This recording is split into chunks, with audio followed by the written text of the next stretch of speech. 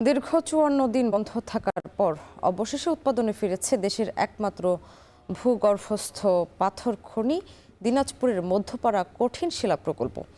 বিস্ফোরক সংকটে গত ১৯ মে বন্ধ হয়ে যাওয়া খনিতে আবার ফিরেছে কর্মচাঞ্চল্য। বিস্তারিত জানাতে মধ্যপাড়া খনি থেকে যুক্ত হচ্ছেন কঙ্কন কর্মকার। কঙ্কন, জানাবেন কাজে ফেরার পরে কর্মচারীদের প্রতিক্রিয়া কি, আর বিস্ফোরক সংকট পুরোপুরি কেটেছে কিনা? শাম্মী, আপনি জানেন যে দিনাজপুরের যে মধ্যপাড়া পাথর খনি দেশের একমাত্র পাথর খনি। এর উৎপাদন কিন্তু গত ১৯ তারিখে, মে মাসের ১৯ তারিখে কিন্তু হঠাৎ করে এক্সপ্লোসিভ সংকটের কারণে কিন্তু এটি বন্ধ হয়ে যায়। এক্সপ্লোসিভ আসার পরে গত আপনার ১১ তারিখে এটি উৎপাদনে অর্থাৎ প্রায় ৫৪ দিন কিন্তু বন্ধ থাকে পাথর উত্তোলন।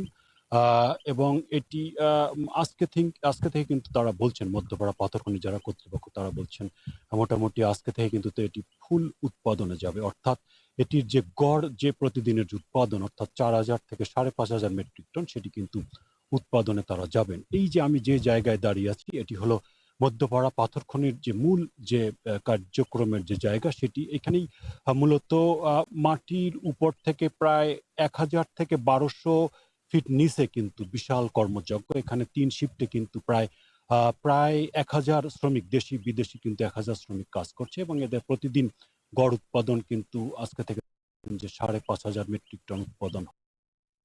দিনাজপুর থেকে যুক্ত ছিলেন কঙ্কন কর্মকার।